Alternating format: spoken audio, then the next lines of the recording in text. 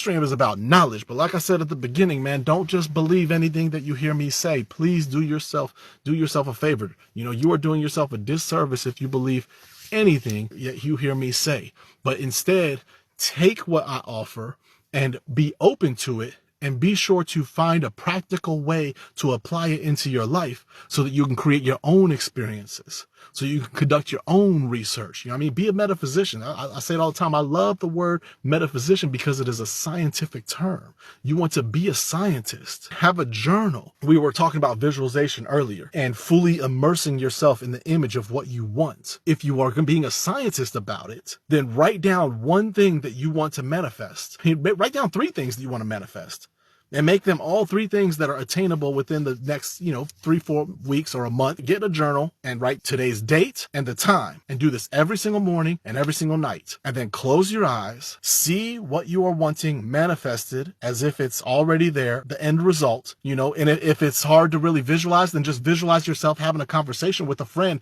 telling them the story, how you had manifested this and that. Now this is a thing, the excitement that you have. But don't just see a visual image. Immerse yourself into the image fully with all of your senses, because the subconscious mind is the mind that the soul uses. The soul has just as many senses as the physical body. So use the sense of sight, your mind's eye. When you close your eyes and you see things, that is the sight. As you hear that, when I hear myself think, I am not hearing physical words, physical vibrations of something being invoked in this physical reality. I'm sensing it with the auditory sense of the soul, of the astral body. Feel things with your astral senses. If you're visualizing a new house, open up that door, feel that brass doorknob as you turn. Open the door, turn back and look at the street and feel a small gust of wind across your face and see a couple leaves rustling across the street. Or maybe you don't because you're down in the beach. Maybe you see the water off in the distance.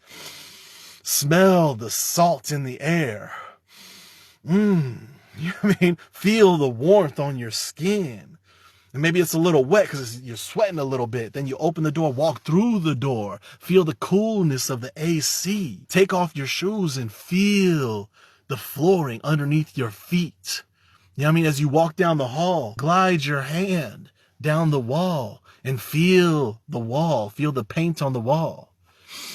Taking a deep breath. Smell the aroma of maybe someone's cooking something up in the kitchen, or maybe you had something cooking in the kitchen. Walk into the room, open the window, feel the fresh air blowing in. Immerse yourself with all of your senses. Visualization is just not just a visual skill. You are immersing yourself into these images. True immersion is what's needed to fully bring yourself in and cultivate a strong image. Some of y'all might be too young to really understand, but when you used to have to take a roll of Kodak film and drop it off at Walgreens, for them to develop, and they'll call you a few days later, say, hey, your pictures are ready. Now you sit there, click the button, boom, it's ready, pictures ready. You ain't never had nobody tell you your pictures are ready. But when they did that, they would take that roll of film and they would go into a dark room and pull out the film, and they would take a piece of paper and stick it in some solution. They had four different buckets. Take a piece of paper and stick it in the solution,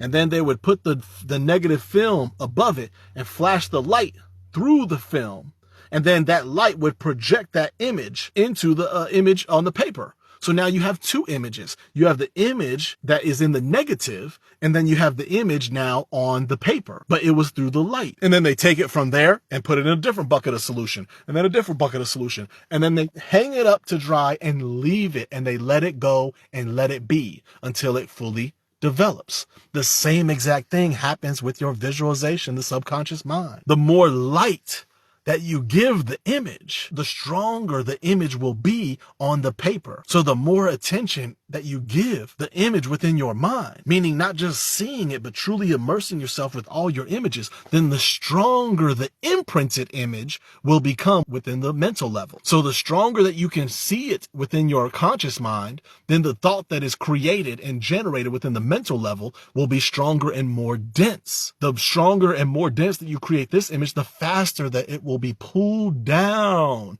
into the other buckets of solution, the upper astral, lower astral, into the emotional, until it is birthed and manifested into your physical reality. Find ways to incorporate this into your life. So be a metaphysician every single morning. Do this exercise. Write down 3 things you want to manifest, and then put in the thing that you want to manifest. 6 a.m. Sit down and just fully immerse yourself into that image. Look at the next thing. Fully immerse yourself into that image. Might take 3, 4, 5, 10 minutes for each thing. Look at the next thing. Do that. And then write down your experience. And then at night, do it again. 10, 10, 11, 12 p.m. I'm manifesting this, this, and this once again. And then close your eyes. And maybe actually at night, write down the different things that may have happened in the, you know, I met somebody at the library and got to talking, and they know this person that might be a connection to help me get this number 2 thing that I've been visualizing.